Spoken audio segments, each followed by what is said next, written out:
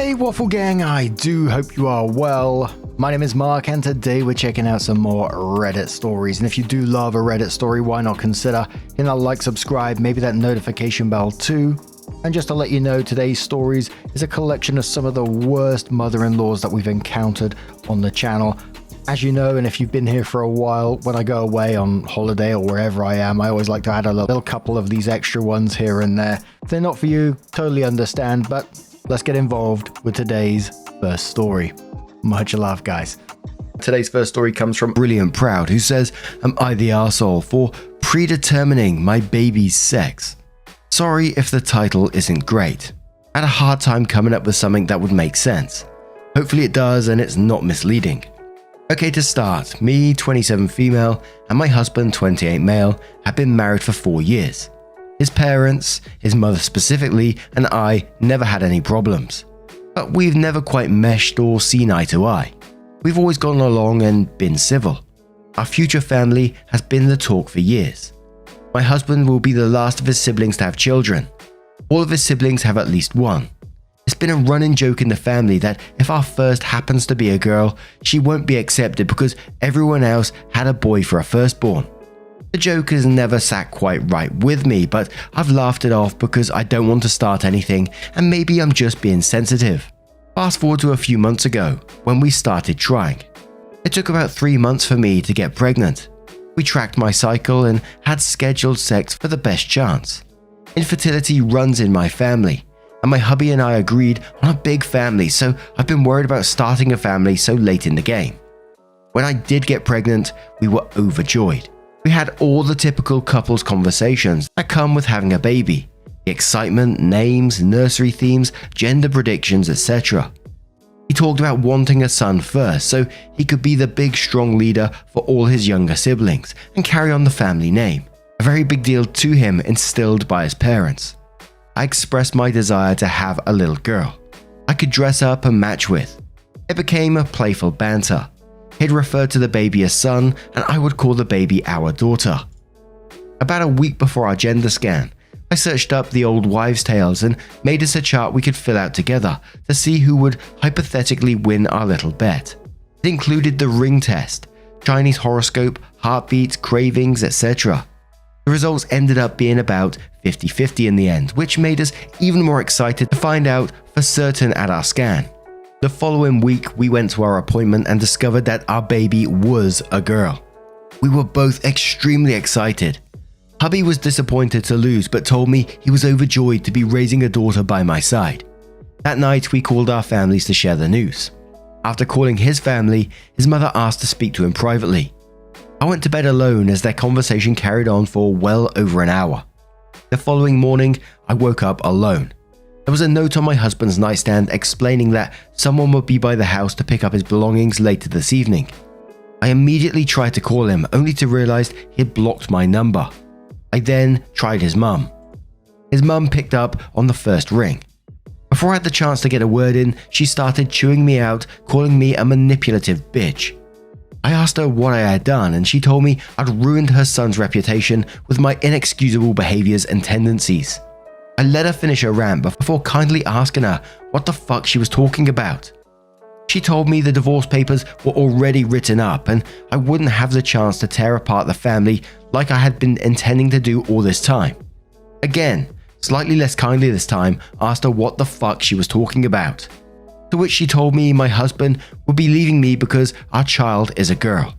I was gobsmacked. I explained to her that it takes two to tango and there was no way to truly decide the gender of a baby. And if her or her son had a problem with the gender, it was his fault as it's his chromosome that determines the gender. But she had proof that I'd handpicked to have a girl. Like I said before, we used a calendar to determine which days would be best for sex. Well, mother-in-law accused me of forcing him to do it, with me on the specific day which the Chinese horoscope would point to girl. She also interrogated me on the sex position we used to conceive the baby, which I gave her a piece of my mind and told her it was none of her business. But she smugly informed me my husband had already told her and the position we used makes it 60% more likely to have a girl that way. If anyone's currently trying for a girl, specifically doing cowgirl, sometime in the middle of February should do the trick every time apparently. She finished off by telling me that my clear preference for my family name was disgusting, and she was glad to finally be rid of me and my manipulative ways before hanging up. I've had no contact with my husband since, and it's been over a month. He's blocked me on everything. I can't help but feel this hasn't all been his choice. But then again, he's a grown-ass adult, so I can't imagine his mother controlling him like that. I've been staying with my sister since it all went down. She says I can stay as long as I need, but I'm thinking I want to get my own place. Maybe even a few states away. What do I do? Should I pack up and move on? Should I continue trying to contact my husband? Any advice would be appreciated. What an absolute crazy mother-in-law. And what is the husband? I'm not saying that OP should do it, that they should confront the husband or try and get in contact with him or anything like that, but I'd really like to know, hear it from his mouth kind of thing. His reasoning behind this and not just going with mother-in-law's decision on this, because she sounds like she has truly lost her mind. But RL Wolf says, what in the literal hell? I'm so sorry for you, OP. This is absolutely a crazy situation. For a woman to be sexist against a little baby girl is so insane to me. Your husband is for sure being manipulated and controlled by his mother. I'd maybe try to see him in person after he gets off work or something and confront him about what the heck is going on. That way, his mother can't intercept the conversation. It will be a lot harder for him to avoid giving you some answers. Outside of that, maybe talking to his friends and could talk some sense into him. I don't know. He needs to get away from his mother though. Best of luck. Bob says get a lawyer ASAP. They are for sure want to avoid any responsibility over the baby. Do it for your daughter and the respect towards the commitment of deciding to conceive a child as a couple. Sleep in the Attic says all of those things people try to do to attempt to conceive a specific gender for the baby are myths. None of them are true. It's literally impossible for you to have influenced this. The fact that your mother-in-law is holding this against you is wild. Your husband has literally just abandoned you. This is disgusting behavior. I'm so sorry, OP. Hope things turn out better for you at the end of this. Best of luck. A deleted user says, wow, first of all, I'm so sorry. Last thing you need right now is drama. Your husband's family behavior is so strange, it's honestly disturbing and kinda creepy. To me, it sounds like the family's in some sort of strange religion or practice. With all this talk about firstborn needs to be a boy, and then thinking you had any control over the gender. Regardless, it's very unfortunate that you can't get in contact with your husband. I find it strange that he was acting perfectly fine about having a daughter until his mother called. Sounds like his mother is trying to divorce you, not him. Divorce papers cannot be finalized without both parties being present and in court, so it sounds like the mother is making that up to use as leverage. Maybe get a lawyer if things don't settle down. Find out how your husband actually feels, and if it's true and he really is acting like this, well, the garbage took itself out. So then OP gives us their first update a couple of days later, which says, thank you for all the love. It means so much to me right now. I'd also like to add that I've seen a few comments about my story being copied. It breaks my heart to think of anyone else having to go through something similar. My heart goes out to them. Also, I should have mentioned originally that I had a gut feeling to record the call with my mother-in-law, so I have all of that on hand if it's needed in the future. I'm planning on trying to catching my husband on his way out of work sometime next week. I'd like to hear his side of the story. I've decided, however, that if there is any saving our relationship, I'll be changing my last name back to my maiden name, and our daughter will be taking my last name, or at the very least have a hyphenated name. Call me feminist or whatnot, but it will be non-negotiable. I'll also be requiring many boundaries between me and his mother, and she will not be in my child's life until she can find it in her to apologize to me sincerely and change her attitude towards us. OP's second update says, wow, I honestly haven't been on Reddit at all since my last update because, well, growing a human is hard as it is, and then add my crazy life on top of it.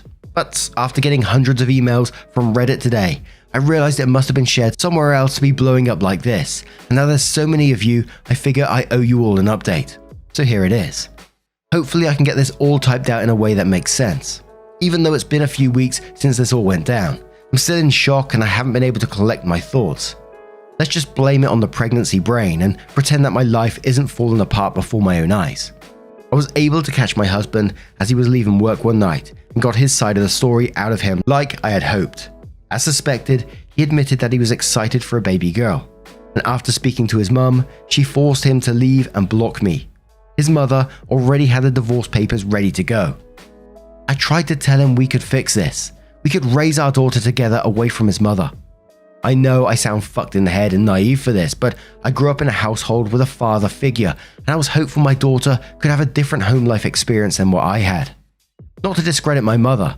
She's a badass woman, and I hope I can be half the woman she is for my daughter one day. Anyways, my husband had none of it. He said that he realized how conniving and manipulative and abusive I had been throughout our entire relationship, and he did want to actually go through with a divorce.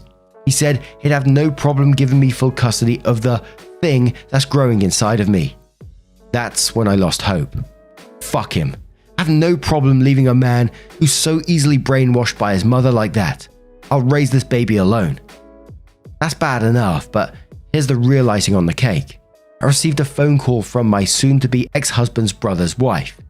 We've always been quite close, and she's been my saving grace throughout my pregnancy, giving me all the tips for nausea, etc. She has 3 of her own, 2 boys and a girl. Anyways, she informed me over the phone that she overheard a conversation at a weekly Sunday dinner that my mother-in-law and husband are trying to blindside me in court and take full custody. I was livid, full on seeing red. I called mother-in-law straight away and demanded to speak to my husband. All he had to say for himself was that he realized he didn't want any of his offspring to be raised by such a manipulative freak, and even though he doesn't actually want her, he's sure he can grow to love her again. I'm not sure what to do at this point. I know I have a good case for myself, but I'm fucking terrified they'll win the battle and take everything from me. It brings tears to my eyes thinking about my daughter growing up somewhere where she isn't loved. Even if custody is split 50-50, I'll have no control over the lies they're guaranteed to feed her. My emotions are going haywire, trying to write all this out, so I think I'm going to leave it at that.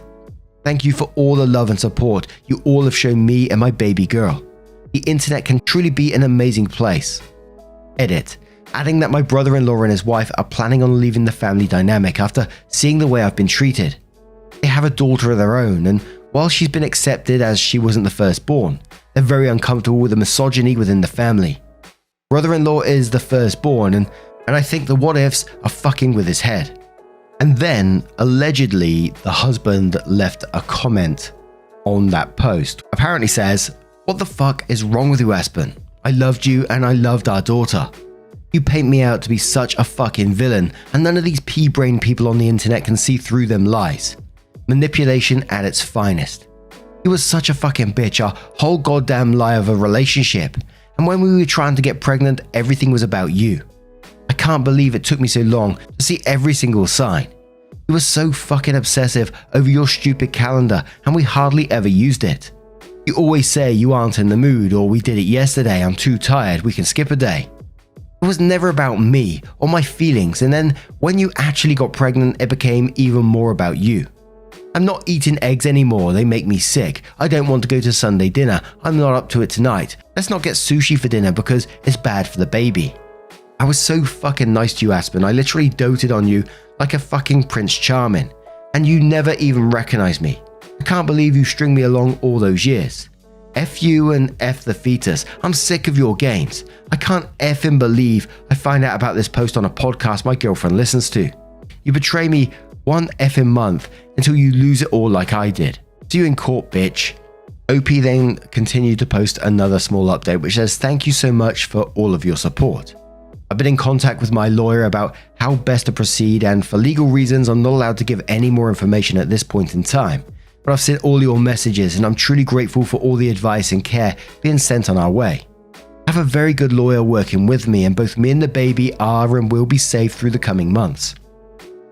Once again, thank you all so much for your kindness.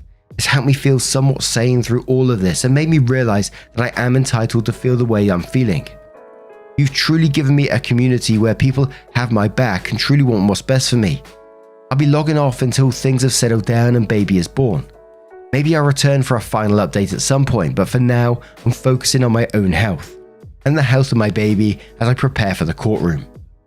The post then moved into a divorce subreddit which says, "Looking for advice. Looking for some advice from some fellow divorced mums. I'm going through an extremely messy divorce. I'm 28 and almost 35 weeks pregnant with our first baby. I'm not sure if the hormones or just the situation in general, but I'm really anxious about what the future holds for me and this little babe. I've been married to this man for 4 years and known him much longer, and I can't even fathom getting back into the world of dating again, especially as a single mom. I'm not planning on dating anytime soon, but every time I think about it, I get so overwhelmed with anxiety. I'd like to have more kids in the future, a happy, healthy family, but I can't imagine myself getting into another serious relationship, especially having children with someone else after the shit my soon-to-be ex blindsided me with after I got pregnant. I'm going to therapy and working through things, but I just can't stop worrying. I know everything is still fresh and I should just ride it out, but it's so hard to let go of right now. My whole life was ripped away from me and it feels like I had been living a lie. Has anyone else been through this? I could really use some reassurance and advice right now. And then a couple of months later, final update. Hi everyone, I ended up deleting the app for a while, but now that I'm feeling settled again, I figured I owe it all of you to give one final update. First off, I won the court case. It was a long and draining road and I won't go into a ton of detail, privacy and legal reasons, but it was all thanks to Reddit. Someone connected me to a great lawyer and everything worked out exactly the way I needed it to. I owe it to all of you guys. Thank you so much. And second, I gave birth to my sweet baby girl just a few short weeks ago. She is perfect and everything I needed. Babies heal the soul more than you could ever imagine. I couldn't have done it all without my sister cheering me on through everything. There's been lots of messages and questions in my inbox lately, so I'll do my best to answer all that I possibly can. Newborn life. But just know I'm thankful to every single one of you for the endless support. I truly believe this app saved mine and my baby girl's lives. Someone asked OP, can you spill the tea on how your ex-mother-in-law reacted when you won your case? OP said her reaction was pathetic to say the least, sobbed uncontrollably and called me every insult she could possibly think of as I left. It gave me secondhand embarrassment to say the least. The judge wasn't taking any of her bullshit from the second our case started. Very satisfying to say the least, lol. Someone asks OP, does your husband have 50-50 rights? Do you have full custody? And is he even allowed to visit her at all without being supervised? OP responds saying, I have full custody. He has no rights to her whatsoever. What an absolute wild situation. But now I'm going to turn this one to you guys. What do you guys make of this situation? Let me know your thoughts down in the comments below as always if you have a moment of your time. Our next story comes from Repeat 7885 and it says, am I the arsehole for not letting my mother-in-law come over after she destroyed my Millennium Falcon Lego set? Ooh. No, not the arsehole, absolutely. But let's read the story first. I, 38 male, live with my wife, 37 female, and my 7-year-old son. I work as an engineer and my wife is a senior supervisor at a law firm. I've always loved Legos since I was a kid, and sure, it's kind of childish, but it makes me happy, so I've kept it as a consistent hobby throughout my adult life. In 2024, I spent months building the Millennium Falcon with my son. It's me and my son's pride and joy, and I often show guests who come over. My wife doesn't really get the hype, but doesn't mind either. In early March, my wife's parents came over for a week to spend time with us, as I usually do with guests. I asked them if they would like to see my Lego collection. They agreed and I showed both her father and mother my Millennium Falcon. Her father was amazed at the time it took to build my sizable collection, but her mother said it was a waste of time and that I should focus on being a real man and move up the corporate ladder. I laughed it off because she's pretty old and I figured she just held very old-fashioned beliefs. We left the room and nobody really mentioned it for a few hours. But at dinner, her mother said out of nowhere that I should give up on all this Lego nonsense and be a real man. We ignored this and moved on, but you could see in her expression that she was not happy. Nobody said anything about it for the rest of their stay, and all seemed well the morning they left. They left at 3 AM to catch a flight and we waved them off. I went back to bed, but the next morning awoke to find my Millennium Falcon smashed to pieces with a note from my wife's mother, calmly saying that this was for my own good, so I can be a real man and focus on what matters. It turns out she had quietly destroyed it in the night and left in the morning. Me, and especially my son, were very upset. I called her in the morning, but she refused to apologize. I said that until she apologized, they would not be coming back again. My wife is not happy with my decision on this matter, and honestly, I'm starting to wonder if I overreacted. Did I go overboard, or am I in the right? That kind of behavior is absolutely wild. I don't know what it is about Legos that tips in-laws over the edge. And let's face it, it's not even really about the Lego, it's just genuinely shitty, disturbing behavior. If you think about it, that she snuck around your house. This is a grown woman, snuck around your house to deliberately destroy something that you and your son built together, bonded over, and destroyed it. That's messed up behavior. I mean, the real man comments were bad enough.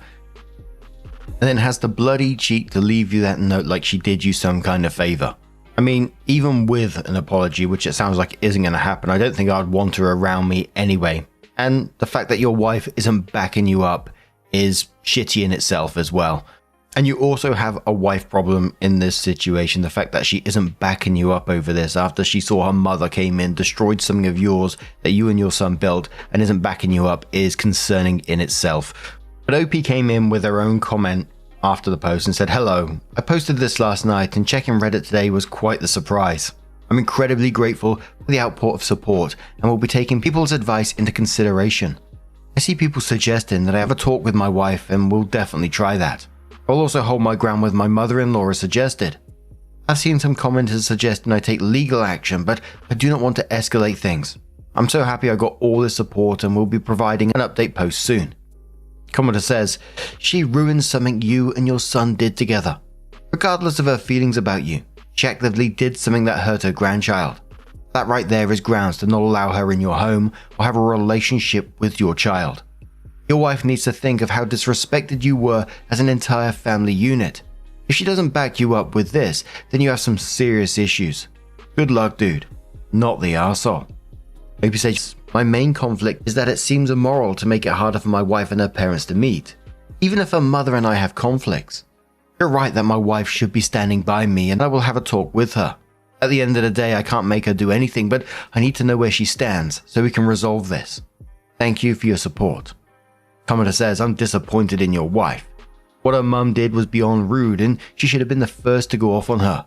Your mother-in-law overstepped big time. Your wife understepped big time." OP says, "You're absolutely right. I'm going to try to resolve things with my wife and see where she stands. Thanks for the perspective." Commenter says, "Not the arsehole.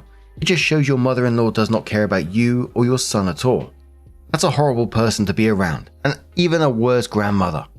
She needs to be aware of how her actions made a negative impact on her grandchild and you. This is not something for you, but something both you and your son enjoy. It doesn't matter if she thinks it's childish or a waste of time. It's how you've been bonding with your son." OP says, "Thanks, I appreciate the words of encouragement. You're right that it's also important to my son. My mother-in-law had no right to break that." Commenter says, "The fact that she destroyed something that was a father-son project and crapped all over what should have been a cherished lifelong memory for her grandson without batting an eye tells me that there is something deeply defective about her character. Did she even address the grandson's hurt and disappointment? I keep myself and my kid away from her, and it's time to have a sit down with your wife about 1. Why she didn't shut her mum down the minute mum said OP wasn't a real man, etc. And 2. Why she didn't have OP and her own son's back in the aftermath. OP, you're not an a-hole. Your mother-in-law and potentially your wife are. I'm angry on your behalf. What a cruel, petty, vindictive thing to do. Legos are popular among all ages. How is it any different than building models or miniatures like Lester on the Wire? It would take a crap ton of allowance to buy some of those Lego sets." OP says, "She seemed generally apathetic to my son's sadness, even though I brought it up over the phone. She simply explained that he would get over it and it didn't matter since I needed the set to be destroyed to move on." So OP did update the post and says, "First off, I want to thank everyone for the outpouring of support. It's been wonderful seeing everyone's advice and it has helped me realize a few things. I had a good long talk with my wife in an attempt to resolve this situation. We've again called the mother-in-law, which I hope will diffuse the situation and bring things back down to earth. Instead, tensions have seemed only to have escalated. For anyone who didn't see the original post, my wife's parents came to visit for a week. in which things went relatively smoothly aside from some disparaging comments about my Lego collection from the mother-in-law. But after they left in the night, we discovered the Millennium Falcon destroyed, with a note from my mother-in-law saying she did this so that I can move on and be a real man. Firstly, after lunch, me and my wife discussed the situation, adult to adult. I expressed my feelings for her not being behind me in this. She admitted to having harbored feelings against my Lego collection. She also admitted to secretly agreeing partially with my mother. It says my mother, it might mean her mother or mother-in-law. She doesn't think that my mother-in-law should have gone as far as she did. According to my wife, I need to move on. I feel hurt by this, since it's been my lifelong hobby. Being an engineer, I take great joy in building various creations with Legos. After that, me and my wife were certainly not in agreement, but we're at least on the same page. We also both wanted to resolve things with my mother-in-law, and so that day we called her mother and things did not go well to say the least. I simply told her that I was sorry I had not let her come back, and I hope things can be resolved quickly. Still feeling upset about the Lego Millennium Falcon, I said that all I asked of her was an apology. She refused, saying that if she bends for me at all, I would never get over my Lego obsession. My wife is not happy with any of this, and frankly the marriage is starting to show tensions, which worries me greatly. She seems to be more distant after all of this. My son has developed a strong disliking of the mother-in-law, and I really can't blame him. She has been getting a little crazy and seems to only talk about Trump these days. Should we start considering a senior home for her? So that's the update. Things are getting even worse, and I'm not sure if I can salvage the situation. I'll update everyone when new developments occur. Top commenters on this one say, seems like some deeper issues here than Legos. My guess would be that your mother-in-law's actions and words are based on things that your wife has said to her. Mother-in-law went off the rails, but your wife likely lit the fuse. It did have me thinking that way as well. The fact that she admitted to having harbored feelings against your Lego collection and she admitted to secretly agreeing with mother, it kind of says to me that they've been talking in the background about this and mother-in-law thought she'd come in and start taking action. And if your wife's not backing you up on this, you've got much bigger problems, I think. But commenter says your wife having harbored feelings towards something that brings you joy is a red flag, especially since you built it with your son. Your wife and mother-in-law are in the wrong, and I don't think differently for a second. You did nothing wrong. If your wife can't see the issue with this situation, then you should reevaluate this relationship. Commenter says you don't have a mother-in-law problem, you have a wife problem. I'm just going to leave that there. Until you frame all of this as being a problem of having a spouse who is not in your corner, you won't be able to move forward. Commenter says it's the disrespect your wife has for you, and the fact that she don't give a fuck that this was something that you spent time on and bonded with your son that's the problem. She don't give a fuck about how this has affected her son. She doesn't give a fuck and has no respect for the work as an engineer and seems to think it's not a real man's job. You're focused on thinking that you have a mother-in-law problem, but you actually have a wife problem. I'm willing to bet good odds that her mother's behavior has been fueled by your wife, and that's why she's had the audacity to do what she did. Neither of them even care about what they are doing to your son with their behavior. He deliberately destroyed something that was not just materially valuable to him, but also emotionally significant. A project that he had built with his father that he was proud of. You and your wife need to have a proper come to Jesus talk about the state of your relationship and why she is so nonchalant about her mother's wanton destruction of something that meant so much to her son. And I think most of the comments below that were in agreement that this relationship is going to have much bigger problems unless the wife starts backing OP up in this situation. Like all the comments saying, she's allowed mother-in-law to destroy something, still backing mother-in-law up in some ways, even though the pain that's done to her husband and her son as well is really disturbing. But what do you guys make of this situation? Let us know your thoughts down in the comments below. Let's move on to another story.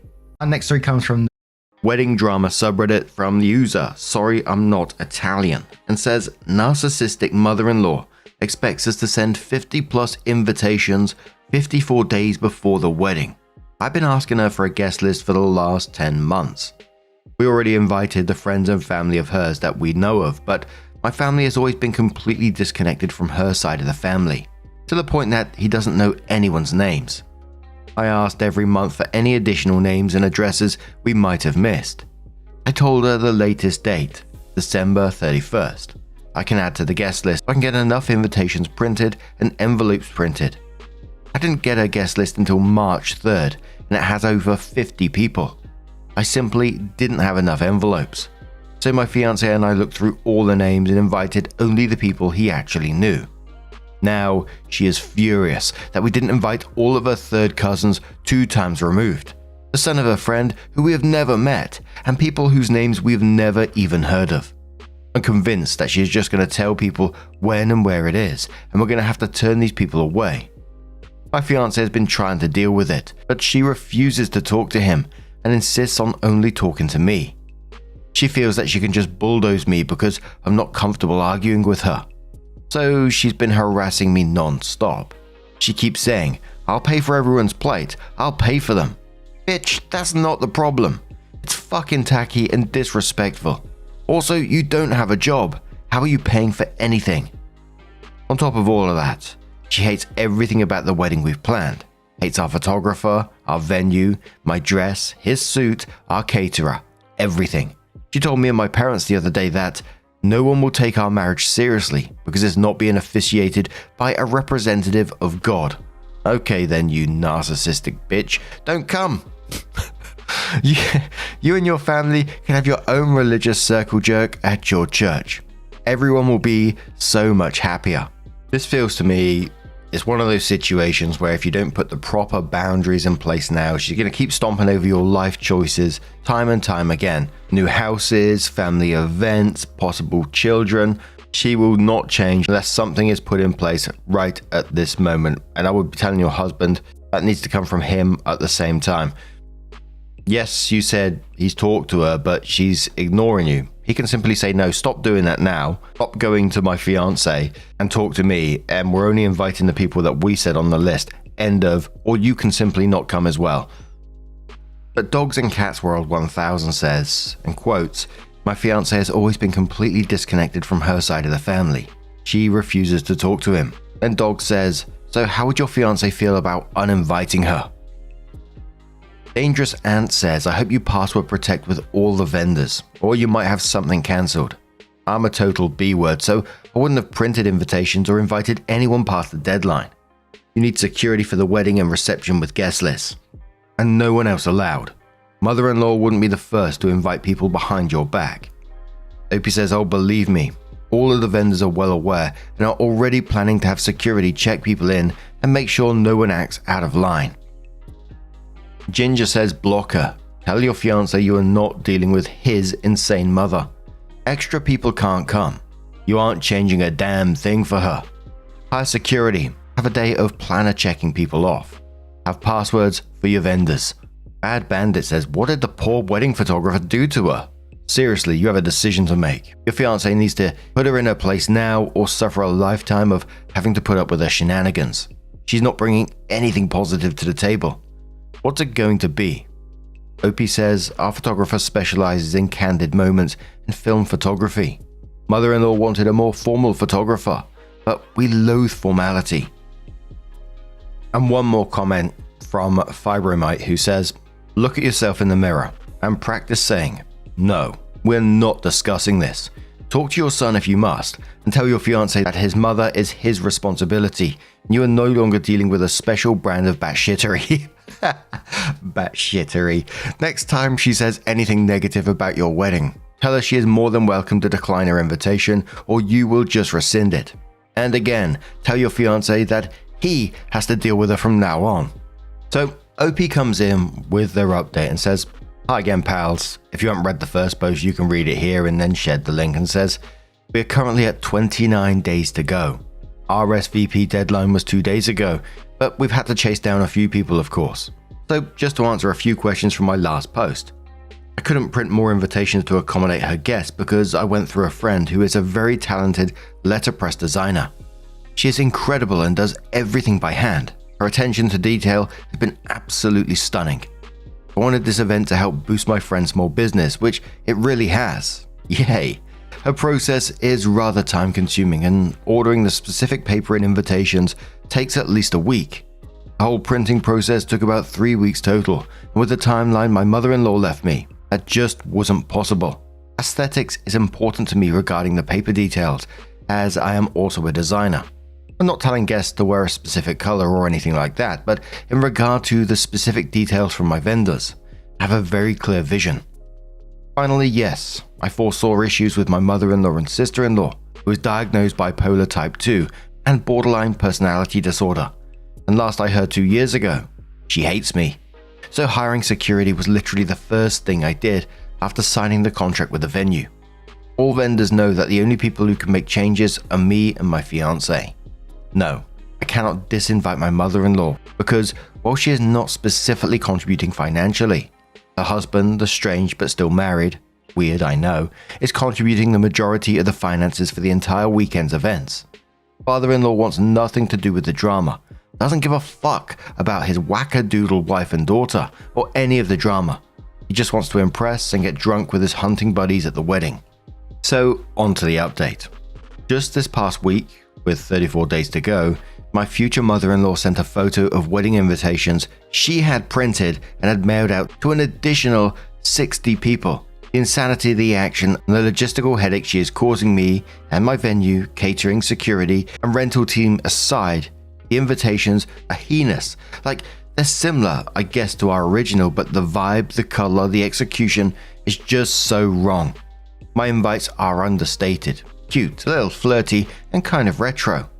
Hers are poorly designed, stuffy, outdated bullshit. The fonts are so ugly and incompatible with one another. The tone of red is awful. I know this complaint is so not important, yet my overexhausted, overwhelmed, and fucking over it ass is just so disgusted by both her behavior and the design execution. The thing is, my grandma died this last Saturday, and my fiance and I had to make an emergency trip to attend her funeral. Skipping it was not an option for me. I love my grandma so much. She was with my grandfather for over 70 years. They met in their teens. He is absolutely devastated. I just can't help but think about the strange dissonance of planning this wedding and caring so much about stupid things. Meanwhile, the longest relationship I have ever known, the foundation of what I understand as a lasting, loving, respectful marriage, has been temporarily divided by death. On top of that, work is amping up to be insanely busy right now. I'll have to be out of town for the next 2 weeks, and most of my days will be 12 to 14-hour days helping to facilitate massive events.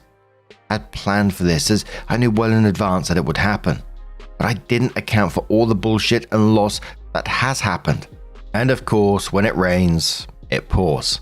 My partner and I found out last week that we will have to move immediately after the wedding, so we've been scrambling to coordinate that. I don't want to, but life loves its curveballs. I just can't bring myself to care enough to do anything about my mother-in-law's behavior. I can't bring myself to care about finalizing anything for the wedding, even though it's the final stretch. The thing I'm most sad about, other than my grandparents of course, is that I was so excited to plan my wedding. I actually look forward to being frazzled about wedding stuff. I worked as an assistant wedding planner in the past, for Christ's sake. I didn't hire a wedding planner. I did hire a day of coordinator, thank God. Because all the wedding planners I spoke with ended up telling me, honestly, I don't think you need my services. You've done everything already. I've been planning my wedding since I was in middle school. I've always dreamed of how fun and hectic and wild and joyful this process would be.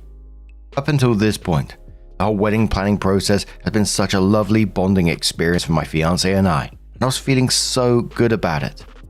Now I'm just too spent and exhausted for the final stretch to even really care. And that breaks my heart. When people ask how it's going, all I can think to say is, who knows? Didn't expect this update to go like this when I first started writing, but now I'm crying, so I'm gonna stop. Thank you for listening. Dew Yogurt says to the OP after this one, her child should be handling her, not you. She needs to be stopped. Show security the real invitation and to bar entry to anyone with a fake. She can explain her overstepping and entitlement to her invitees. OP said, I said this in another comment. He's doing his absolute best to deal with her and to pick up the pieces of me crumbling. He's also been dealing with a massive, life-altering personal crisis since January that isn't even detailed in the post. We're both trying our hardest right now. I'm so grateful for everything he is doing to support me right now, and he tells me every day that he feels the same. And there was comments saying, what the fuck, you gonna let these extra guests into your wedding? OP sort of replied after a couple of comments and said, I'm just letting my fiancé deal with his mother. Any of the extra people we're able to contact and the caterer. If they're allowed in, fine. I simply do not have the capacity to care at this point. We did communicate with security that there will be a guest list at the gate, so no one not approved by us will not be permitted. Beyond that, I don't know. Nerd replies to the OP and says, "You have a list of the people, right? It'd be incredibly rude to let them think they got a real invite when you know they didn't. You need to reach out to each of them and tell them the truth. You have limited capacity. Mother-in-law is not contributing financially to the wedding and she invited you without our knowledge. We're not speculating on her motives, but we wanted to make sure you didn't spend time and money preparing for a closed event. ETA, your mother-in-law is pushing boundaries and seeing what she can get away with. If you don't nuclear bomb shut her down now, then this will be the rest of your life. She's gonna try and ruin the wedding. Uninvite her." Someone relates to OP saying, "I've been there with a mother-in-law like this and their biggest regret was not setting boundaries from the beginning." OP replied saying, "We've discussed it and going forward we are limiting contact with her as much as possible. I don't ever want to tell him who he can or cannot have in his life, but I did tell him that she will not have access to me for the foreseeable future. Which is actually much worse for his mental health than mine. And he is talking about fully cutting contact with her. And narcissism has gone too far. The wedding drama has been the final straw for him. But his ongoing personal crisis he's experiencing is the crux of his tentative decision to go no contact. Fortunately, we don't live super close to her, and neither of us want children. That was very important for us to confirm before marriage." 60 people turning up to your wedding that you wasn't expecting. That's absolute madness, and I can't imagine the expense with that as well. And I know this is going to be very, very easy for me to say because I can clearly see just from reading that post how exhausted OP is from dealing with this. She just sounds like, fuck it, whatever happens, happens at this point. But I really suggest that she takes some of the advice and just tells these people, if she knows who they are, that, sorry, mother-in-law is the one that's caused all this, and just be done with that mother-in-law. Uninvite her. Be done with it. Sit back and just think about, in your mind, about what she is doing. She's making these decisions. She sat somewhere thinking about this. She knows she's overstepping and she's choosing to do so. That's her choice, and there are consequences for those choices. And make sure she faces them. But what do you guys make of this one? I will certainly look out for an update on this because I really do hope that you don't end up with 60 extra people. What's your thoughts on this one? Let us know your thoughts down in the comments below. And let's move on to another story. Our next story comes from a deleted user who says, "Mother-in-law sneaking in our house and is now trying to get her house back." Hello, so I will try to make this short if possible. I'm a bit confused as to how I should continue this relationship. First of all, I'm male. My wife is 50-50 split between having her head deep in her mother's butt and not wanting to have anything to do with her. It's complicated. My relationship to mother-in-law was always awkward. She didn't want her precious daughter to leave home and build up her own family, so she always tried to shackle my wife as near to her as possible, and used every possible trick up her sleeve to achieve exactly that. From fake illness to emotional stirrups to last-second unnoticed vacations we had to come with, and my wife not once until now grasped what her mother was doing was wrong. So, around 6 months ago, mother-in-law and father-in-law bought a new house, smaller one, as they didn't need all that space at their old home. At first, I wasn't interested in their house, but somehow my mother-in-law convinced my wife to convince me to buy the house from them, so we can buy cheap and live with one less worry. I was completely against the purchase of that house. It was incredibly near to the new home, 30 minutes walking distance, and the amount they asked for, $450K, was not justified for the state the house was in. Long story short, my wife got extremely upset with me not wanting the house, and I just gave up and said yes. So yay, we own a house now. For info, we got the keys, documents, everything is on paper. Nothing is in their name anymore. It's all on us now. And for the past few months of us moving in, renovating a bit here and there, all seemed well. They never came to visit, we always visited them, and the house was fine after some work. Still a lot to fix. But I noticed a few things. Whenever we are gone for more than 8+ hours or a few days and then return to the house, it seems like someone was inside. I could have sworn some of my stuff was moved. A few times it smelled like gas, as if I left something on in the kitchen running and the sink in one of the bathrooms was wet. Even so, I always wipe it dry after using. Even my wife found it odd, and after the gas incident, she was alarmed. So I figured mother-in-law has probably a key still in her possession that we don't know of, and she snoops around. I bought 2 cheap cameras and installed them so I could see the entrance and the living room, as those two are connected. Plus, as someone suggested on here, I changed out the locks buying completely new secure doors and having them changed out as well as a new window security, as all of those were old. 2 days after everything was changed, I got a text from mother-in-law saying that I'm an evil person trying to destroy everything she loves, and that she wants the house back from us, and she isn't tolerating how we are treating her old property. I asked her where this came from all of a sudden, and her answer was, "You're destroying our old home. The door was a precious memento, and we shouldn't have changed it without asking her first." I told her that the house was no longer hers and we could do whatever we wanted. Didn't hear back from her until now. She now wants her house back because apparently we're not fit to be homeowners. She has given us back 430k of the 450k as they already spent 20k and want everything back. I told her to go eat grass and that the home is now ours. I already had the police at my door. Can you imagine what it looked like for me to explain to them that this house was legally mine? They fucking laughed. And the worst, my wife says to just get the old door back in. I don't get my mother-in-law that I'm okay with, but I don't know how my wife can be so deep up in her bullshit.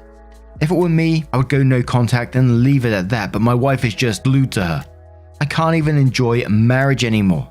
It just doesn't feel like her. It feels like her, I, and her batshit mother. Father-in-law is alright, just a normal person. Most of the time, fed up with mother-in-law's bullshit too, but he can't be bothered to actually hold her back. I'm stressed, angry, and really disappointed. Advice, please. I think it sort of goes without saying, first of all, that you don't change the door back. Just don't give in to any of her demands at all, and just don't pay attention to her bullshit. And mother-in-law just sounds absolutely unhinged.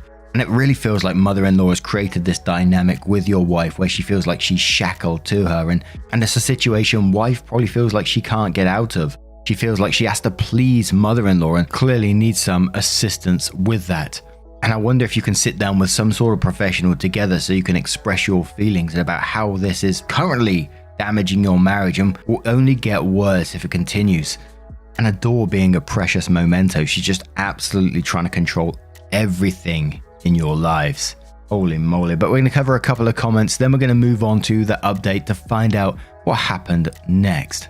But Not the Glamour says, how the hell is an exterior door a precious memento? Bullshit. A photograph of the thing would serve perfectly well. Hope you reply saying never was one. It was just an excuse to make me install the old door and therefore the old lock back. Never did it and just gave her the door to pretend playing along with a memento BS. Christmas Shopper says therapy, quickly. You must rescue your wife from the fog before it destroys your relationship, and they can have the house back for $475,000, and nothing goes back to any way it was before. You change it to be the way you want it, as you would any house you bought. Mother-in-law is just mad she can't snoop. EJP says your wife needs therapy now, not later. She has to stand up to her mother's abuse, and that's what this is. I love the idea of gifting the mother-in-law the door for Christmas, minus the lock and cylinder. Be upbeat and excited about it when you do it and tell her you solved her problem. Don't have kids. If your wife can't stand up for herself against this witch, she'll never survive children. Do tell your wife that this is a make or break issue. She appears to need incentive to get help. And a deleted user says couples counseling ASAP. Wife needs to pull her head out of her mummy's backside. It's really hard to do that, so an impartial professional can give her the tools to do it. If you can get couples counseling going, after a while a full family therapy session with you, your wife, and the in-laws could help establish healthy boundaries. As far as mother-in-law, you seem to be doing everything pretty well. Under no circumstances should mother-in-law be allowed into your home again. That'd be my hill to die on. At least until she's actually made a real apology and taken steps to change her behavior. And even then, I wouldn't trust it for a long time. Torch the old door or take it to the dump. Document everything. Check on the legality of recording someone in your location. If she ramps up the crazy, let the local law enforcement know the situation and keep those cameras recording pretty much everywhere always. Fake police reports of spousal abuse or calls that wife may be missing are not unheard of in this sub. Not trying to freak you out, just to cover your butt. Edited to add, I completely agree with some other commenters. Be extra super careful with birth control until this is handled. Mother-in-law can be crazy. Spouses with crazy mother-in-laws can be crazy themselves because the fog makes a person crazy. Best not to add an unplanned pregnancy in to enhance the crazy. And then there was also a lot of comments just saying, put the door through a wood chipper and send her the shavings. But we'll go to the update next to find out what happened next.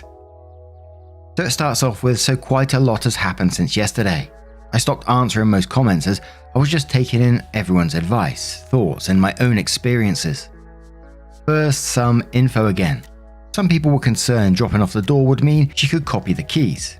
Not possible as both the door and locks were replaced with high security keys. I know a locksmith could still duplicate them, but that would take some time. Some were worried about birth control. Don't worry, I can't even think of sex right now. Concerning security, no, I did not catch mother-in-law on camera. I installed them in conjunction with the change of the door and locks, and I don't see a point in spending money on more cameras, ring doorbells, etc. Some asked if mother-in-law had more children. Nope, single child. I paid the entire $450k. My wife didn't pay for the house, renovations, nothing. She bounces from one job to another, trying to find something fitting. This has always been the case. I don't mind supporting her, but I feel a bit leeched off sometimes. Now to the actual update. I called father-in-law and asked him if he would meet me for a coffee and that I wanted to talk. Bless him, he did exactly that. We sat down. I asked him to please just listen and not interrupt. I must have talked for close to 2 hours. This man sipped his coffee, listened, sighed, and said the following in short. Mother-in-law's plan was to sell us the house, rebuy it, making us literally homeless, so we couldn't say no to her offer, so we could live with her and father-in-law. Father-in-law did try to hold mother-in-law back but failed. He was extremely upset about the police call, upset about only offering $430k back, and upset in general that she's going this far to shackle her daughter. His offer and advice: take mother-in-law's $430k offer. I will set up a legally binding contract under father-in-law and myself. He will give me the $20k plus what I put in reservations etc. without mother-in-law knowing. That would bring me close to $500k. He told me to pack it up and just leave after a stern talk with the wife. She won't wake up if it's me versus mother-in-law, as long as one of us is in close proximity. He looked sad and upset. We hugged at the end and he told me not to be too saddened by all of this, and sometimes we need to make hard decisions and I would regret it if I didn't do this. There was more talk obviously, but this is the short and interesting part. Back home, I talked with my wife, a calm tone and manner. She didn't see no evil from her mother. Said her mother needs a lot of attention and love like most elderly ladies, and oftentimes she sounds meaner than she actually is, but that she only wants the best for us. Us. No, what's best for her, and only her own intentions. We argued a bit back and forth, and my wife is 100% behind her mother and said I should get some therapy to get out of the obsession I have with demonizing her mother. I stood up and left, slept at a friend's that night. I offered couples and individual counseling. It was denied. Apparently I'm the only one that needs special attention, as she called it. I guess that's exactly what I need. Special attention. By myself, for myself. I already messaged father-in-law. It's not worth it. Thank you everyone. Thank you for taking the time and helping out and listening to someone you don't know. I might take this homeless opportunity and money to get out a bit, explore and breathe freely for once. And that ending left me incredibly frustrated. I thought that was the end, so I was looking through the thread because it's a deleted user, so I couldn't go to their profile to see if they added any more extra info anywhere, and I just couldn't find anything. But then one comment shared that there was an additional update which was recovered, which says, "Hello. It's been 4 months now since I came back here to ask for advice. Maybe some of you will still remember what it was about. Well, a lot happened. As you know, father-in-law offered to repay me behind his wife's back. Well, at first I thought I'd just take this offer and move on. But after reading what some of you wrote about how it sounded too good to be true and why I should give in, I refused. I don't want this to get too long, so here's what happened the past 4 months. I kicked my wife out, back at her mother's. I still own the house, got all the repairs and changes done. Since then, I've been renting it out. Gave her her old precious memento door back. Ex-mother-in-law got handcuffed and had a nice drive in a police car after she tried to assault the new house tenants, as this was her house. Just 2 weeks ago, my ex-wife tried to contact me and how she can't keep living with her mother, but she doesn't have enough income to live on her own. Have been traveling a lot after I got everything sorted out. Been to northern and southern Germany, met tons of nice people and saw some beautiful remote places. All in all, life after kicking out my then wife has been good. I never realized how shackled thoughts and actions were while being with her after we moved closer to her parents. I now live in a nice 2.5-room apartment near a small city, enjoy myself and take everything slowly, focus on work, myself and just relaxing for once. You wouldn't believe how happy I am that we never had children together. And I got to say, I feel relieved that OP got out of a situation and went on to enjoy their life and do what they needed to do. And one day, ex-wife is likely to realize what she's given up for her mother. And one day, hopefully for her own benefit, hopefully she seeks therapy for one, but that she realizes how much her mum is just controlling her. Because whilst I'm not excusing any of her behavior at all, I do find it incredibly sad. But what do you guys make of this one? Let me know your thoughts down in the comments below, and let's move on to another story. Our next story comes from Motherinpaws. It says, "Hi, it's me again. I'm the attorney daughter-in-law whose mother-in-law broke into her home office and read through her case file and proceeded to casually discuss it during lunch and then got immediately thrown out of the house. Remember me? Ah yes, it's ringing bells, isn't it? Hello old friends, I've named her Piercing Patty because of her penchant for piercing attorney-client privilege, and also because fuck her. Her real name is, and I'm gonna blank it out.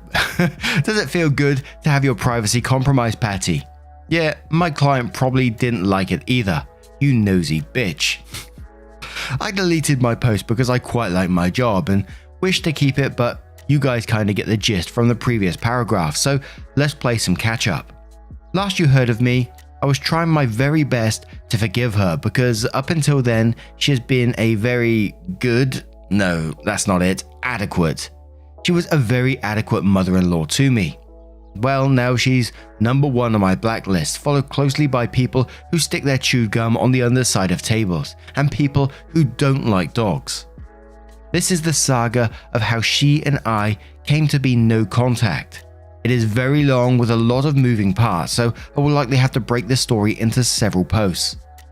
Piercing Patty, PP for efficiency, has a younger sister, AIL, who in turn has a daughter, CIL. AIL is a nice lady, but our relationship consists of very polite conversations every other Thanksgiving, so I don't consider us very close. AIL and PP live in southern state. Husband and I live in a much larger, more urban coastal state. CIL currently attends college in our city. She is a very bright young woman and I've grown to be very fond of her. Since we're the only family CIL has in the area, we get the pleasure of hosting her for long weekends during holidays like MLK, when a 3-day weekend is nice, but would not warrant a trip all the way home for a college student. It's great. She gets to come do laundry and I have someone to talk about my guilty pleasure, celebrity gossip. We feed her, she walks the dog for us sometimes, and I treat her to a mani-pedi, and then we send her back with clean clothes and some leftovers. AIL has expressed how grateful she is that we open our home to her kid. It's no problem at all, AIL. It's truly our pleasure as your kid is awesome. Well, about 2 months ago, CIL was struck by a drunk driver as she was driving home from class. It was bad. The car looked like a crumbled piece of paper. When I went to the tow yard to get insurance figured out, I saw how her vehicle looked. I felt like the wind was knocked out of me. We were very lucky. She only suffered from a broken leg and fractured wrist, but it could have been so much worse, and I honestly cannot even talk about the accident without devolving into pure unadulterated rage. Naturally, AIL was in a frenzy and needed to see her daughter ASAP. Now, this part is unconfirmed, but the story is that AIL was so emotional about the whole ordeal, she asked PP to come along for support. I think the more obvious reality is that PP invited herself along and AIL didn't have the capacity to say no to her because, hello, her child is injured. PP, I'm on to you. All those times I thought I was being paranoid. I wasn't. I see you now, clear as day. You're committed to the long con. I know this won't make sense to you guys yet, but it will in my next few posts. Husband and I obviously got to the hospital first. We saw CIL, made sure she was okay. Husband stayed with her while the doctors did doctor things, and I went off to do lawyer things because if you think you can get drunk and T-bone the only other person in my life who even knows the name of all the Kardashians, you got another thing coming. AIL and PP arrived mid-afternoon the next morning. They literally booked the next flight out. Cool, I get it. But we did call you guys to tell you that CIL was pretty much A-okay. So maybe you could have slowed your roll a bit and planned this trip a little more carefully. As in, where are you going to stay when you get into town, AIL and PP? Of course, you expect it to be at my house. Why wouldn't it be? It's not like I banned PP from it for breaking into my home and doing shit that would get my metaphorical ass kicked by the state bar or anything. But since CIL is in the hospital, I'm the one that's going to look like the asshole for following through with my rules. Next up, Part 2. PP almost gets arrested twice, and Part 3, the unforgivable thing. So OP goes on to their next post, which says, so we left off after there was a small family reunion at the hospital. CIL, husband, me, AIL, and the star of our show, Piercing Patty. AIL came swooping into the hospital, just mumming it up left and right. She was fluffing pillows, talking to doctors, calling whoever it is you need to call when your kid is fucked up. Meanwhile, PP is sitting in the corner acting really tired. Now I say acting really tired because it was her comical adaptation of how a tired person would act. She was dramatically yawning, stretching her arms, rubbing her eyes. She looked like a French mime. She didn't say it outright, but I knew she wanted to go home with me and husband. Too fucking bad. As soon as I saw that CIL was being cared for by her doting mother, I was ready to peace out. I was wiped. I give husband the signal we use at cocktail parties to indicate let's get the fuck out, and we put on our coats. PP stops us and has the audacity to say, well, what about me? What about you, PP? For once, for goddamn once, none of this is about you. Where am I supposed to stay? Fucking don't you creatures live in a cookie tree or some shit? I pause for a second and realize it's not about me either. Fully ignoring PP. I turn to AIL and ask her where she had intended on staying. AIL tells me she plans on staying at the hotel adjacent to the hospital because they didn't rent a car and she wanted to be accessible to her daughter. You know, like a normal person. So there you go, PP. If the real reason you came was to help AIL, then I guess your ass is staying at the hotel too. But alas, logic does not shame a just no mother-in-law. She says, can I come home with you guys to rest for a few hours? Husband shoots me a glance because he knows I'm about to pop off and he's giving me the go easy eyes. I say no. He says, why not? I reply because AIL needs help with her daughter. That's the sole reason you came, isn't it? Ha, bitch. I know it ain't. You mad we skipped 2017 holiday season with you and you want to get back into my house? Over my dead body. PP replies, oh, AIL is fine without me for a few hours. I say, then why did you even come? Anyways, husband and I don't have time to chauffeur you back and forth all day. We have a lot of work to catch up on and we are going home. She says, oh, I'll just call a cab later. What do you kids call it? A goober? You know damn well what it's called. I shoved you into one 6 months ago so your dumbass could get to the airport. At this point, I knew what she was doing. I felt kind of paranoid up until now, but she kept pushing and pushing to come back into my home after I threw her out and I was going to push back. Husband said, well, if you need a place to nap just for a couple of hours. I then said, and go check into your hotel. Everyone had a long night.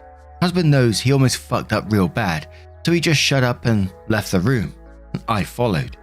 Husband and I get home, we crawl into bed and sleep for exactly 1 hour before our phones start ringing. It's the gate guard. Okay, so let's back up for a second. We bought a house in a gated community less than a year ago. To enter into the community, you need either a BP box on your dashboard or your name needs to be added by a resident of the community to the gate list. You see where this is going.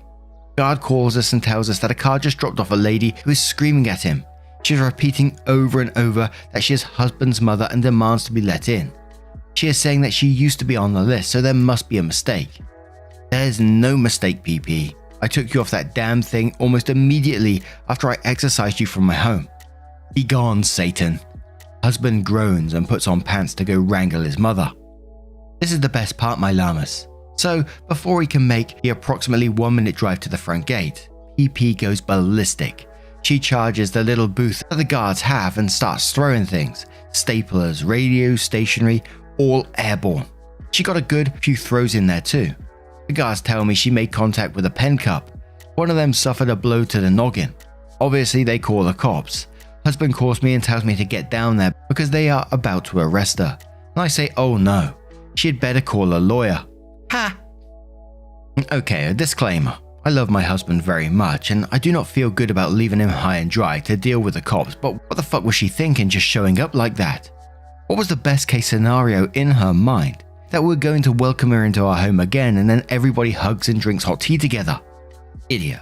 In the end, husband talked him out of pressing charges because she was playing up the little old lady routine pretty hard. He drove her back to the hotel, but that incident made her zero in on the seismic shift in my relationship with her. I didn't even come to the gate to deal with her. She had lost control over me. She could not get to me because she couldn't reach me anymore, either emotionally or physically. And as well as we all know, this is the recipe for an extinction burst. Bake at 350 Fahrenheit for 20 minutes until golden brown and toothpick comes clean out. Eek. This got longer than I expected, so I'll tell you guys of her second run-in with the cops in part 2.5. So then we go on to 2.5, and some of you expressed how disappointing it is that I'm back here again, and I agree. I truly thought PP and I were on the mend and that we're going to be one of the lucky ones that survived a just no incident. I wanted to forgive her, but I needed time to heal. She, however, did not feel as if I was forgiving fast enough, and for the past 6 months or so, been trying to needle herself back into our lives. It began with her asking once a month if she could visit, and then it became every week, and then it became an almost daily chore to tell her, no, you cannot stay with us, we aren't over what you did yet. Like a scab, if you keep picking at me, I can never heal. So her presence in my home became my hill to die on. I never lied to protect her feelings, I never gave her the runaround, and every time she asked me directly if she could come stay with us, I told her the truth. I do not trust you here anymore because of your actions. But still, she persisted. So, after the hilarious gate incident, or as I call it, gate, I was stuck in an awkward position. You see, I still wanted to go see CIL in the hospital and make sure AIL had all the tools she needed to do her mumming, but I definitely didn't want to interact with PP. Alas, I went anyways because I love CIL more than I hated PP. AIL needed some rest after all the excitement died down, and so I told her to go back to the hotel and I would take an evening shift with CIL. I bought CIL all her favorite junk foods and some fashion magazines. We were busy chatting about some boy she had been seeing and whether he likes her or likes her. Ah, to be young again. In waltzes PP with a worse look on her face. It honestly chilled the room. I don't know how to accurately describe this face, but imagine if you spent all day at the salon dropping tons of money on your stylist and colorist and then coming home to your husband saying, I liked it better before. Yeah, it would be that face. It was kind of disdain only a woman could convey on her face. Hey, you know what, this isn't about me. We are both here for CIL and I will just deflect to ease the tension. We can have World War III when we aren't caring for a broken-legged college student. I say, hey PP, I don't know why, but it cracks me up to be so formal with her. Like, suck it, we aren't friends anymore. She says, what are you doing here? CIL says, we're just hanging out. What are you doing here, PP? Where's mum? She replies, AIL took a goober to Target. She packed so quickly that she forgot a few things. Seriously, is this what we are calling rideshares now? If I wasn't so annoyed with her, I'd find it endearing. CIL replies, oh, I'm going to call her, maybe she can pick up some personal items and some favourite snacks for me. CIL gets distracted, calling her mum, so PP's full attention is now on me. PP says, I don't know what I did to make you treat me like this. I said, seriously, because it happened not that long ago. You broke into my office and compromised my client's privacy. That's what you did. Do you really not remember? I'm actually incredulous. She says, are you still mad about that? I said sorry. I said, yeah, it's kind of a big deal, PP. And you can say sorry until you're blue in the face. I'm not forgetting that it happened. You have really messed things up for me and husband. She says, well, you can't keep me out of your life forever. I'm husband's mother. I have the right to be in his house. I say, he only owns half that house, PP. Which half do you have access to? The left half or the right? Ha! How many ways I could pronounce her name by emphasizing different syllables is a new fun game I play. PP replies, I would never speak to my mother-in-law that way. I said, you don't have a mother-in-law, so like the top half or the bottom half. We could quarter the home and you could just stay in 2 quadrants at a time, or... CIL gets off the phone with her mum. Click. PP says, CIL, I came to bring you dinner. She hands over a bag of McDonald's. CIL replies, oh, no thanks, I'm kind of full from the stuff Motherinpaws brought. You can just leave it there, I'll have some later. She replies, well, I can't do anything right, can I? Motherinpaws gets to do everything and I can't do anything. CIL gets the most bewildered look on her face. PP goes on to say, go ahead and ruin your body with that junk. She points at the pile of snacks I brought. I am a mother. I know you need real food to get better. Chill, lady. Chicken nuggets do not have medicinal properties. Motherinpaws is not even a mother. She will never be a mother. She couldn't do what I did. Whoa, what? Okay, this thing just turned into another thing. At this point, CIL is tearing up a bit. I mean, she's being yelled at for not eating McDonald's and she's scared. I feel bad because I know that PP's anger is directed towards me, and so I get up to leave because I didn't want CIL to have to bear my burden. I'm gathering my things and splash. PP tossed a big gulp sized of full McDonald's Coke at me. Okay, first the fuck all. This purse is Yves Saint Laurent, so you're basically dead to me for getting the leather wet, and second of all, you were being so loud a second ago that a nurse poked their head in, saw you assault me with your refreshing beverage, and called security. CIL yells at PP to stop, security comes in and CIL begs them to make her leave. I'm already on my way out because I need to mourn the collateral of war that is my expensive ass handbag. And then it happens. She lunges at me. Not to hit me, but to get closer to point at my face and yell some more. However, that is not how security interpreted the situation, and they armbarred her so hard she fell on her ass. Lol. She gets told that if she does not leave immediately, they are calling the police. True to her MO, she grabs one of those mauve pink plastic cups that was on CIL's bed table thing and throws it at one of the security guys and then books it out of the hospital before they could arrest her. Honestly, I didn't think that she was in any shape to run, but hey, I've been wrong before. It was impressively fast. Up next, the unforgivable thing that led to no contact. The OP starts their next post with, you guys crack me up.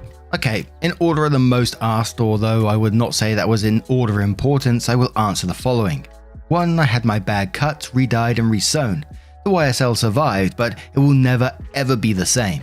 2. CIL is doing fine. She is set to make a full physical recovery, although I think she is still very frightened to drive by herself. I know it gives her anxiety to do simple things like run to the store. Poor girl. Last we left off, I was driving my sticky self back home to husband. I got home, explained what happened, and then I went into my closet, plucked my purses off their shelves one by one until I found the right one, dug into the unlined pocket, lit up one of my emergency cigarettes and had a long, deep drag. I was so angry and so humiliated. PP splashed a drink in my face like, did I get my own show on the E network? If so, when's the check coming? I got bags to replace. Husband comes in and holds me for a bit. We talk and I'm still trying to understand why she is acting like this. It's very, very aggressive compared to her past behavior. She's usually just extremely annoying. The physical escalation has me very worried. I start to think maybe it's a brain tumor. I will later learn that her only diagnosis is that she is an arsehat. Husband calls his mum and sets up a meeting. She tries to tell her side of the story, but it's honestly so absurd that nothing makes sense and ends up being even more confused after she tries to explain to him what happened. We absolutely cannot go on like this. As luck would have it, AIL, who is now furious at PP for yelling at her infirm daughter, has kicked her out of the hotel room they shared, and now PP has booked a flight back to the southern state because she has nowhere to stay. Don't look at me, bitch. The flight leaves tomorrow evening, so we plan to have lunch before we drop her off at the airport. Before I get to lunch, I want to share something with you guys. Husband and I have been childless. Not necessarily child-free, but we like to travel, go to bars until late at night, and do exclusively adult things. It was a lifestyle that worked for us for a long time, but in the last year or so, I've been kind of thinking that maybe I didn't need 2 guest rooms and that one of them would make a nice nursery, you know. We weren't trying, but we weren't not trying either. If it happens, it happens. Well, nothing happened. Nothing happened for a long time. I got insecure and suspicious. Long story short, doctor says it's me. It's fine. Don't do the sympathy thing. It makes me feel like I should be sadder than I am, and I'm not sad. Okay, that's a lie. I was sad for like a second, but to be honest, the not knowing was worse. Now I can plan on doing what I always wanted to do. Fostering to adopt. No skin off my back. Now back to lunch. Lord help us. I have court in the morning, so I can't give you guys a verbatim transcript, but the gist of it is this. PP has not saved for retirement. Like, at all. You guys, she works at a job that pays average, but would have an amazing retirement plan. However, taking advantage of this retirement plan would require foresight. I guess she just planned to work until she was dead. But then, husband put himself through school, got an amazing career and got himself a wife that works. And now we are just so rich that of course we would want to raise PP as our own. The end. Joking, not the end. So much not the end. All the not the ends. We haven't even started. The delusional see you next Tuesday crumb. Great insult. Thought that when we were ready to have kids, she would move in with us and take care of the baby. That was her retirement plan. So now that we know we aren't going to have any biological kids, and that the fostering to adopt option may yield in us adopting older kids that don't need a full-time granny helping out, she has lost her retirement plan. In her head, all along, I was going to beg her back into my home because a newborn was going to be more than I could bear alone. She was just waiting me out. I was going to grovel. She was sure. I guess she really snapped when husband told her we weren't going to have kids. It kind of solidified that she may never be allowed back into the home. At least not via her retirement plan / nanny gig, and she became desperate to get into my house because she viewed it as the home where she would spend her twilight years. Like, bitch, I wouldn't even let you spend the duration of the Twilight movie in the house. Get out of here with that dumbass idea. Okay, side note, she's also in her early 50s and in reasonably good health. I mean, I just saw you run like Usain Bolt from the 2 hospital security guards, so I don't think now is an appropriate retirement age for you. You got a few tax-paying years left, PP. I was kind of stunned at lunch, so I didn't say much. Husband was panicked because he knows it will fall on him to figure it out for her, but we both agreed that this was absolutely never ever going to happen. It's amazing how you've been with someone for so long that you can convey that entire message in nothing but a glance. Husband told her flatly, "Mum, you cannot live with us. We like our life as it is and we don't think it's a good idea to be sharing our..." And then, as if on cue, she starts crying uncontrollably. Loud, heaving sobs. Lol. Whatever, bro. Keep your crocodile tears away from my club sandwich. It's got 3 slices of bread, so this is a celebration sandwich. I'm not going to let you ruin a 3-slice day for me. And then she says the unforgivable thing. If your wife was a real woman, I wouldn't have to live on the streets in my old age. Okay, I need a 4th slice of bread. You just turned my happy sandwich into a sad sandwich. Ouch. I'm a real woman. Fuck you. That statement really hurt my feelings for some reason. Usually when she talks, I just let the words roll right past me, but this was an act of war. PP, you can't just violate the Geneva Convention like that and expect no retaliation. Shrug. I kept eating my tiny triangles. Why do they always cut club sandwiches into tiny triangles? I was going to take a beat to address the horrific thing she said to me. I don't respond to attacks until I know that I can articulately stand up for myself, but the shock left me a little weak. So I'm thinking about how I'm going to respond, because I can feel tears well up in my eyes, and I know the next time I blink, I'll be crying. All of a sudden, I am wearing my jacket, and now my arm is getting yanked, and now husband throwing of cash haphazardly onto the table. Ah, my tiny triangles. I wasn't done. And now I'm in the car. We never responded. I never even said anything to defend myself. He shut my passenger side door and I cried harder than I remember crying in a long time. I knew we were done. I cried because I was relieved. I really thought he chose to help her because she was his mother. I thought I was going to have to help retire her one day if I wanted to stay with him, but she did the unforgivable thing and now we're both off the hook. Yay? I don't know how she got to the airport, to be honest. Probably took a goober. I never thought about that before I started typing this story out. When we got home, I told him no more.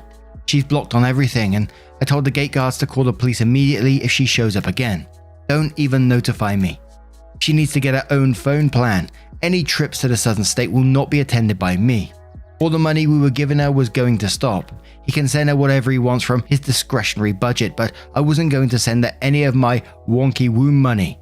I'm a real woman, goddammit. I don't need to shoot a baby out of my vagina to know that. You can suck my dick. PP, no contact, full stop. I don't have any more updates for you guys. That was months ago and her name isn't even whispered in my house. Husband doesn't talk to her, although I'm sure she's been begging him for more money.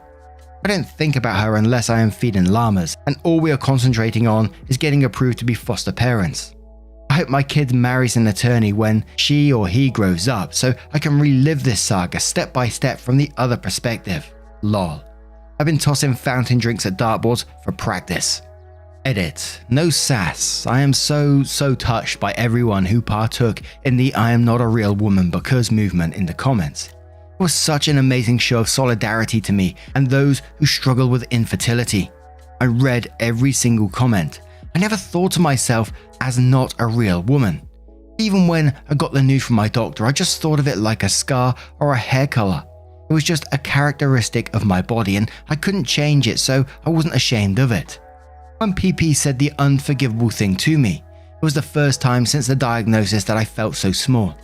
Like someone was informing me for the first time that this, in fact, was something to be very embarrassed over. I should be lament for the rest of my life over the injustice. Well, I don't, and I'm not. I have thousands of friends on the internet, PP, and they make me feel 10 feet tall.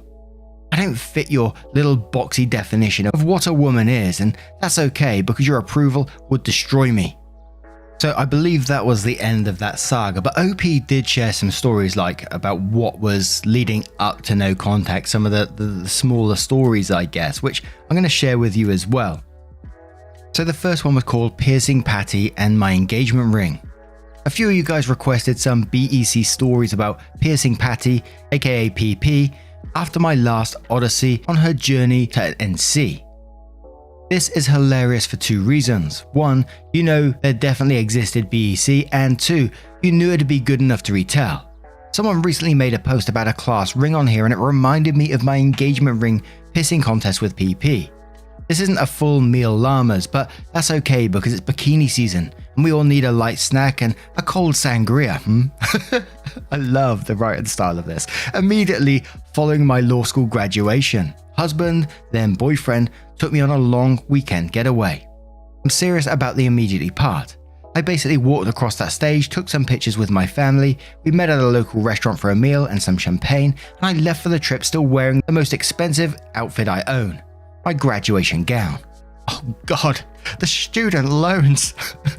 We couldn't go anywhere far because I needed to begin preparing for the bar exam the very next Monday, so a weekend was all I could spare to celebrate.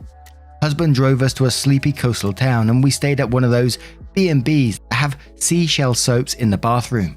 We spent the entire weekend sleeping in and letting the warmth of the sun wake us. having late night dinners in dim restaurants over good wine and hushed whispers, and inevitably arguing whether the seashell soaps were for decoration or utility. It was one of the most romantic trips of my life. On Saturday night, after we had one of the funniest seafood meals of our lives, two drunk kids with plastic bibs and crab mallets, we took a walk along the beach to relax a little more before driving back the next day. The sun was setting and the breeze was perfect, and I guess husband couldn't wait any longer, so he popped the question. Except he wasn't planning on proposing, at least not this weekend. It was always an eventually situation for us, but I didn't really pressure him, and we always had the whole sure when we finish school mentality. But the weekend was just too perfect, and I literally just finished school, so it was kinda cute he wouldn't wait a moment longer. Now, being as how it was so spontaneous, he didn't have a ring for me. He just slipped off his class ring and proposed with it.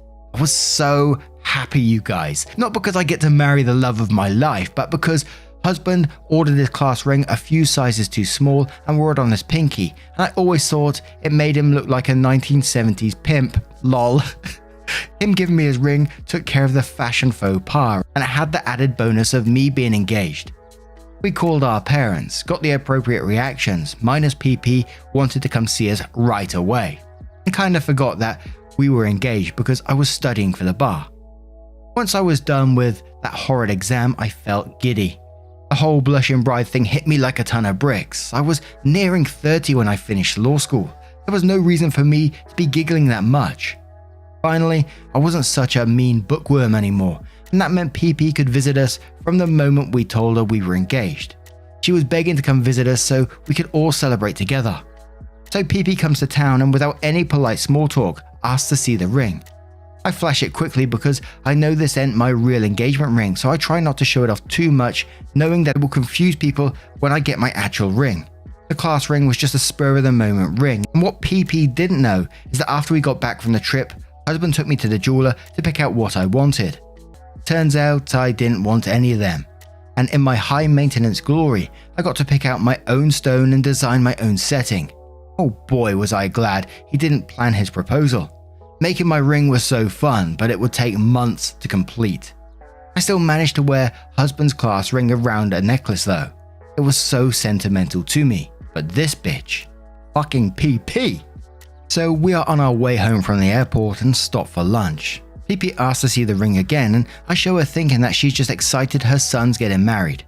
But no, she asked to try it on. I'm like, maybe later. I'm only human, my spine had to grow one pant leg at a time. During her week with us, she kept asking and asking. If I was doing the dishes, she would say, "Oh, you don't want to scratch that beautiful ring. Take it off and I'll wear it so you don't lose it. I promise I'll give it back." And she did this laugh thing that's not exactly a giggle and not exactly a cackle either. She gackled. I was so weirded out, I wasn't even annoyed. It was just strange. I knew we were playing the game, but I didn't know what the rules were. I mean, you guys know what a class ring looks like, don't you? Especially a men's one. Nothing like an engagement ring. It's very masculine. The band and mount usually has an engraving or a stamp of the graduation year. The stone set into it is usually a dark-coloured, semi-precious one. It was a cool-looking ring, but not something I'd consider bridal. So the only explanation I could muster was she wanted to wear it because it came from her son. Ew, why? Ew again. Do you want to be engaged to your son, PP? Barf. So all week I had to guard my ring like it was my precious. I honestly didn't even take it off when I slept because I wasn't sure she wasn't going to sneak into our bedroom and slip it on to spite me. I know it sounds paranoid, but PP would not let up her insistence that she would be able to try the class ring on. I felt like I was at Guantanamo. She was asking me about it so relentlessly. But as you all know, if you play bitch games, you will win bitch prizes. Towards the end of her stay at the Hotel de Motherinpaws, my jeweler called and my ring was finally ready. Yay! I'd been waiting for what felt like an eternity. So we tell PP we needed to run an errand real quick and to watch some Netflix while we were gone. I deliberately left the ring on my nightstand knowing that I just chummed shark-infested waters. We pick up my ring and it is perfect. A tasteful 1.5 carat oval set in a rose gold paved double band and with two little birthstones, mine and his, set on the inside. The ring really felt like mine and no one else's due to the fact that I got to design it and the little birthstone secret we put in. So we got to our home and PP is on our couch watching TV. She turns to us and waves hello. I'm entering my own home. Why would you wave to me? Ah yes, to bring attention to the fact that you're wearing the class ring. Lol. Now keep in mind, she didn't know that we were going to pick up my engagement ring. She didn't even know we had another one made because husband doesn't think to talk about stuff like that with his mother, and I felt petty or weak. So I waltzed right over to her, grabbed the hand she's wearing the ring on, a left hand by the way, second bath, with my right hand, take an amused look at the ring. You ladies know the one where you lightly grab your friend's fingers when they show you their new ring. She's looking kinda smug now, thinking she's under my skin. She's holding eye contact with me like, bitch, what's your next move? So as I'm holding her left hand with my right, I drag my left hand down her forearm until she hears a clink clink clink. It was the sound of metal on metal. She looks down and bam! I'm wearing a brand new diamond her son paid for. It just came from the jeweler too, so this thing is refractive as fuck. Motherinpaws hasn't had the opportunity to get any cheetah powder into the crevices yet, baby. Her eyes widened and in this moment she knew I was a formidable enemy. I smiled and said, that ring looks gorgeous on you. Why don't you keep it? It's worth almost nothing anyway. Ha, what's husband gonna do? Be mad at me for giving his mother a free ring? I came out smelling like roses. Thank you, goodbye PP. By the way, she left the ring on my dresser when she left. It was never about the ring. I got engaged to her son and she wanted to assert her dominance in his life. She didn't anticipate that I had seen Tina Fey's Mean Girls like 17 times and could cut out Regina hair any day. I still wear class ring on my necklace sometimes, but I will not let husband have it back. Because when he puts it on his pinky, he develops a fake Italian accent and tries to emulate Godfather-style gangsters. Bada bing, bada boom. The witch flew back to the southern state on her broom. So then OP shares piercing Patty on my wedding day. So this story is a bit of a throwback and I didn't even recognize it as being truly a just no until I started lurking here. From my perspective at the time, it was an honest oversight, but we all know llamas in just no land. It's absolutely deliberate and your fault if you call them out, and also your fault if you ignore their behavior for attention. So away we go back to the year 20 something, and today is my wedding day. PP had not been heavily involved with wedding planning, but to be honest, neither was I. I hired a friend I knew from college who I trusted. I forwarded her some inspirational boards and then promptly fucked off because I had no business wedding planning at that stage in my career. Sure, I did the important stuff like food tasting and touring venues, but the details, the nitty gritty stuff, was done via her texting me 2 photos and me texting back first one or second one. If you have something you truly super duper abso-fucking-lutely trust, this mention of wedding planning is 10 out of 10, would recommend. So in a way, my wedding was like an extreme version of a surprise party. I mean, there was no other way to do it, unfortunately. I was working 70-hour weeks as a young associate and paying off my enormous student loan debt as a new graduate, and trying to elbow my way into a very exclusive good old boys club at work. I just didn't care whether we had peonies or lilies. Joking, I totally care. Fuck lilies, but you guys get it. I didn't have a lot of room to let PP into the process because I just wasn't the involved bride she wanted me to be. Well, as you know, that's grounds for punishment. Although I didn't know it yet. PP was gonna get me back. She thought she was so slick. I wasn't gonna involve her, she wasn't gonna involve me, so I had no idea what she was wearing to my wedding. Everyone knows where this story is going. This scenario has less foreshadowing surprise than Nicholas Sparks' novel. Now, before I tell you llamas what you already know, let me give you a teensy-incy detail about myself that I hadn't shared already because I didn't want to be ID'd. I'm not a white. Sure, I was born in America, but my parents are immigrants and they raised me to not lose my sense of culture from homeland. That was all long-winded way of telling you guys that brides from homeland wear red on their wedding day. I think it's a beautiful tradition and I wanted to emulate my ancestors on my wedding day by wearing a red traditional dress instead of a westernized white gown. Plus between you and me guys, I just look a lot better in red than I do in white, and that's also kinda why I did it. Thank baby Jesus I had a second culture and had traditions that didn't wash out my skin tone. Prayer hands emoji. So I'm getting my hair and makeup done and the photographer has taken all kinds of boudoir shots. and the whole hotel suite is abuzz with activity when suddenly PP pops in. What are you doing here, PP? My tits are out. Go away, please. Fine. I cover my nipples, but only one. You can pick, left or right. Well, if you're embarrassed, PP, then you should probably not show up to bridal suites without being invited. Brr. PP makes a big show of wanting to see me before the wedding and showing me her dress. I'm like, cool, I get it. You only have sons and you want to do a pre-wedding moment with a daughter. But can we do this in a bit? I'm kind of in the middle of something here. Nope. It's right now or no other option. It's going to be right now because my name is Patty and I'm the center of the universe. I waved her off and basically spouted something along the lines of, sure, put it on and let me see. It was a white wedding dress. It wasn't a straight up ball gown like I've seen some mother-in-laws wear on this sub, but it was definitely a wedding dress for an older bride. Think I'm on my 4th wedding, but I've only had 2 grooms vibes. Below the knee length with lots of beading and lace, a keyhole back and a rhinestone cinch belt. I was so blind, I had no idea what the fuck she was up to. Llamas, I thought she looked nice and I was actually kind of relieved she wasn't going to show up in something more QVC-like. It was, by all accounts, an elegant dress if you want to remarry someone else now that your first husband confirmed his years-long affair with a receptionist. I smiled at PP, told her she looked stunning, and asked if she would like to see me in my dress. I thought we were bonding. Poor, naive Motherinpaws. PP says yes, and so I go in the other room with my mum so she can help me into my dress, and we emerge victorious. I thought I shined up like a new penny. I'd never before or since felt that beautiful. Everyone in that room was tearing up and gushing, but my photographer sent me some shots of PP's face, looking like she just stepped in dog poo, in a new Manolo Blahniks. I've absolutely butchered that, I don't know who that is. I mean, her face was bad. I had to blur the background on some and crop her out completely for a few shots. PP had no idea I was going traditional with my dress. It never even occurred to her that wedding dresses could be in any color but white. Yeah, they can, you ethnocentric bitch.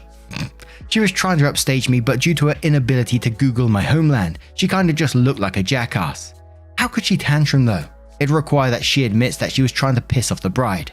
The situation was so good and juicy, I was mad that I didn't even plan it. Not that I planned anything that day. Lol. Bonus, in homeland, you actually wear white to funerals.